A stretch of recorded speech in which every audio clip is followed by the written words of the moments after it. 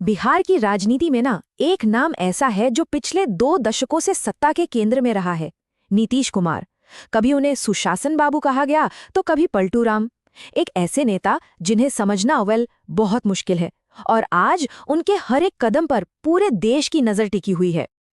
आज की तारीख में बिहार की राजनीति का हर रास्ता मानो नीतीश कुमार से ही होकर गुजरता है।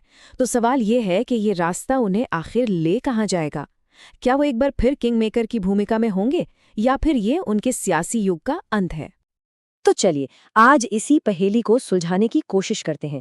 क्या नीतीश कुमार के तरकश में अभी भी वो तीर बाकी है जो सत्ता का पूरा खेल पलट सकते हैं, या फिर ये उनकी आखिरी राजनीतिक पारी साबित होने वाली है?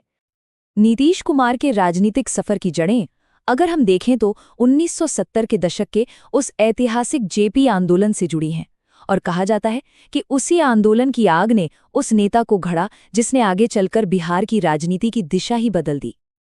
देखिए, जब वो 2005 में सत्ता में आए तो उन्होंने सुशासन बाबू की एक मजबूत छवि बनाई। बिहार को सड़कें दी, बिजली दी, बुनियादी सुधार किए। लेकिन बहुत जल्दी उनकी पहचान विकास से ज्यादा राजनीतिक गठजोड़ की कला में माहिर एक खिलाड़ी के तौर पर बन गई।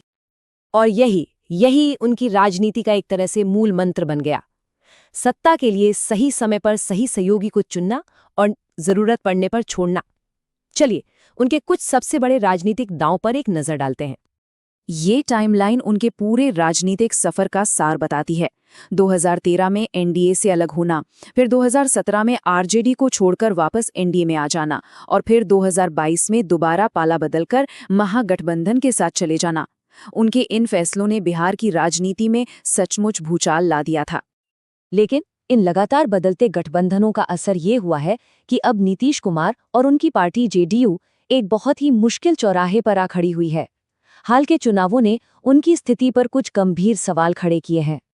ये जो चार्ट है ना, ये कहानी को और भी साफ कर देता है। देखिए, 2010 के चुनावों में जेडीयू का प्रदर्शन अपने शिखर पर था, लेकिन 2020 आते आते सीटों में अच्छी खासी गिरावट आई, और 2024 के लोकसभा चुनावों के नतीजों ने तो इस ट्रेंड को और भी पक्का कर दिया है, जो कहीं ना कहीं उनकी घटती चुनावी ताकत की ओर इशारा करता है।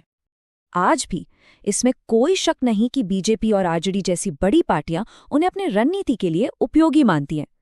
लेकिन असली और सबसे बड़ा सवाल यह है कि बार बार पाला बदलने से क्या जनता के बीच उनकी विश्वसनीयता, उनका जो क्रेडिट था, वो कम हुआ है? जमीनी हकीकत देखें तो वो काफी पेचीदा है। गांवों में आज भी कई लोग उनके शुरुआती कामों को याद करते हैं, सम्मान देते हैं, लेकिन शहरों के युवा वोटर्स वो उन्हें पुरानी पीढ़ी की राजनीति का चेहरा मानने लगे हैं। और तो और उनका जो सबसे मजबूत वोट बैंक माना जाता था, अति पिछड़ा और महादलित समुदाय, वो भी अब खिसकता हुआ दिख रहा है। अब इन सब बातों को देखकर तो ऐसा ही लगता है कि शायद नीतीश कुमार का प्रभाव अब कम हो रहा है। पर क्या वाकई कहानी इतनी सीधी है? यहीं पर कहानी एक बहुत दिलचस्प मोड़ लेती है। भले ही उनकी सीटें कम हो रही हों, उनके पास एक चीज है जो बिहार में किसी और नेता के पास नहीं है, और वो है उनका राजनीतिक अनुभव और शतरंज जैसी चालें चलने की काबिलियत। किंग मेकर, ये शब्द हम सबने कई बार सुना है। इसका सीधा सा मतलब है वो नेता जिसके बिना किसी की सरकार ही ना बन पाए। जब चुनाव में किसी भी पार्टी को मेजॉरिटी नहीं मिलती, तब एक छोटी पार्टी का नेता भी सत्ता की चाबी अपने हाथ में रख सकता है। और ये होता कैसे है? बहुत सीधा है। मान लीजिए चुनाव में त्रिशंकु विधानसभा बनती है, मतलब किसी को भी बहुमत नहीं मिला, तो जेडीयू की कुछ सीटें ही निर्णायक बन जाती हैं। बस ऐसे में सत्ता की चाबी सीधे नीतीश कुमार के हाथ में आ जाती है, और फिर वही तय करते हैं कि बिहार पर राज कौन करेगा। तो अब सारी निगाहें, सारी बातें आकर टिक गई हैं 2025 के बिहार विधानसभा चुनाव पर। ये चुनाव सिर्फ बिहार का भविष्य तय नहीं करेगा, बल्कि ये नीतीश कुमार की दशकों की राजनीतिक विरासत का भी फैसला करेगा। कुछ भी कहिए, आज की तारीख में नीतीश कुमार बिहार की राजनीति के सबसे अनुभवी, सबसे पुराने रणनीतिकार हैं। उन्होंने कई उतार चढ़ाव देखे हैं और हर बार वापसी करने का कोई ना कोई रास्ता खोज ही निकाला है। तो सवाल एक बार फिर वहीं आकर खड़ा हो जाता है, क्या 2025 में नीतीश कुमार का सियासी सूरज अस्त हो जाएगा, या वो एक बार फिर ये साबित कर देंगे कि बिहार की राजनीति का असली किंग मेकर कौन है? इसका जवाब तो खैर भविष्य